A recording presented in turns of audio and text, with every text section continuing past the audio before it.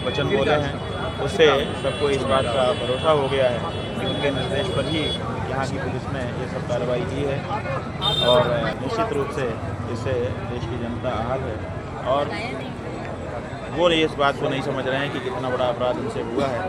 जितनी जल्दी वो समझ लें उतना तो बचत हो सकती थी, लेकिन अगर वो नहीं समझेंगे तो निश्चित रूप से विनाश काले विपरीत बुद्धि वाली बात जो आप नहीं आपके पीड़ा को देखते हुए एक सिटी मजिस्ट्रेट ने आज अपने पद से त्यागपत्र दे दिया कि सरकारी नौकरी एक बड़ी नौकरी थी, लेकिन उन्होंने ये कहा कि अगर किसी देश में या प्रदेश में सत्ता के द्वारा अगर किसी का अपमान हो रहा है साधु संत का, तो ऐसी नौकरी मुझे नहीं करनी है। उस पर क्या कहना है? अब बताओ संत कौन है?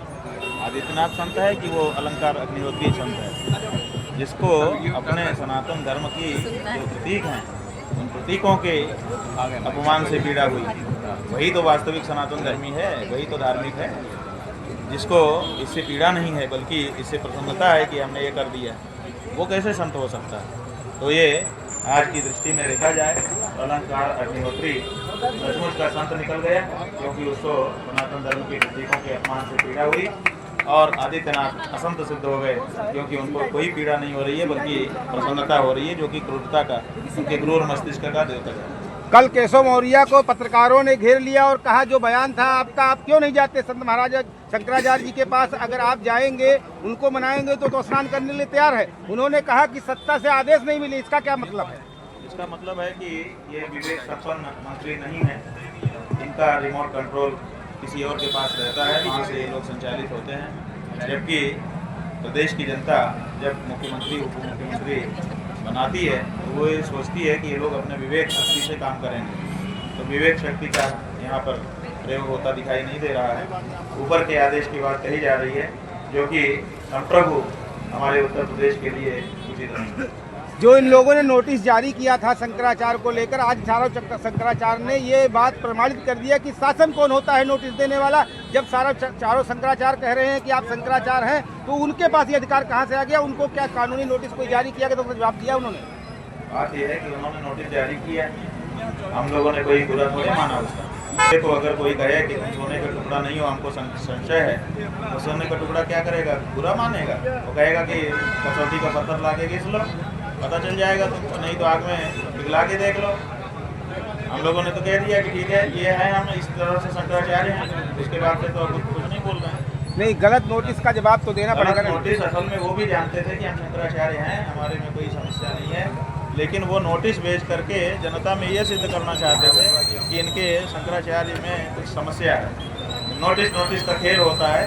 नोटिस दे करके और उसको सार्वजनिक करके जनता में बदनामी कराई जाती है कि साहब इनको तो नोटिस दिया गया है। आम जनता समझती है कुछ गड़बड़ी होगी तभी तो दिया गया है। तो ये जो छवि बिगाड़ने का खेल है वो उनके नोटिस द्वारा दिया जा रहा था।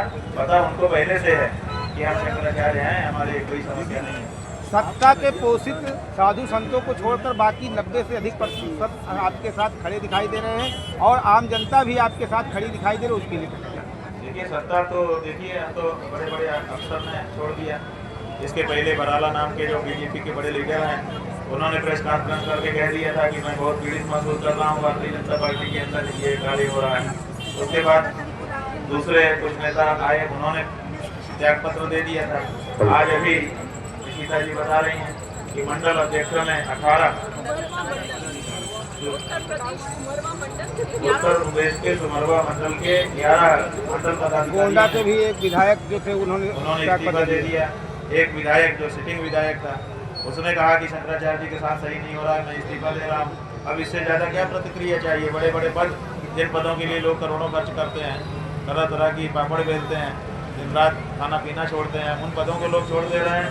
कितनी गहरी भावना है लोगों की, कितना जनमानस आहत हुआ है, इसका कोई पैमाना है। लेकिन फिर भी आदित्यनाथ नहीं समझ पा रहे हैं। इसका मतलब है कि सत्ता का मद उनके ज़्यादा ही चढ़ गया है। क्या नसीहत है इनके लिए? अब दी जाती है जो उत्सुक हो, जो हाथ जोड़ के पूछ रहा हो कि हमारे कल्याण के लिए कोई उपाय बताइए, उसको बताया जाता है। इनको क्या बताएंगे हम? इनको बताने का समय नहीं है। ये तो अगर नहीं संभलेंगे समय पर, और ये समझिए हमारी कृपा है कि हम उनको लंबा समय यहाँ बैठ के दे रहे हैं कि अभी भी चेत जाएं, अभी भी चेत जाएं, अभी भी चेत जाएं। अगर यहाँ से आ जाने का हमारा समय आ गया और हम चले गए तो उसके बाद तो ये मौका भी उनके हाथ से चला जाएगा अगले साल तक के लिए, और अगले साल फिर वो क्या पता किस परिस्थिति में रहेंगे। इसलिए उनको मौका जो दिया जा रहा है उसका लाभ या तो उठाएंगे और या तो फिर पतन की दिशा में आगे बढ़ जाएंगे। जिस तरह देश की पूरी प्रक्रिया है 2027 में क्या होने वाला है?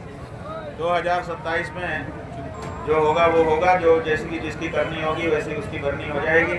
लेकिन 2027 में हम चाहते हैं कि जनता के बीच में जाकर के जनता से हम संवाद स्थापित करें और जनता को बताएं कि तुम सच्चे सनातनियों को चुन करके संसद और विधानसभा में भेजो, नहीं तो तुम्हारी गौ माता बचेगी नहीं, तुम्हारे मंदिर बचेंगे नहीं, तुम्हारी बहन बेटी बचेगी नहीं, और तुम्हारी जो धन संपत्ति है वो भी समाप्त हो जाएगी, क्योंकि सब शिकंजे में कसा जा रहा है और कुछ भी अब छोड़ा नहीं जा रहा है। तो इसलिए जनता को ये बताना पड़ेगा और हमारा ये कहना है, अभी से हम बता दे रहे हैं, हम कुछ छुपा करके नहीं रखते हैं कि समय पर बताएंगे, अभी से बता दे रहे हैं कि जिन पार्टियों ने गौ माता की हत्या जारी रखी थी, जिनको हम ठुकरा चुके हैं, अभी वाली पार्टी को ठुकराने का अभी वाली को भी ठुकराना पड़ेगा, क्योंकि 12 साल अभी हो गया, आने तक 15 साल हो जाएगा।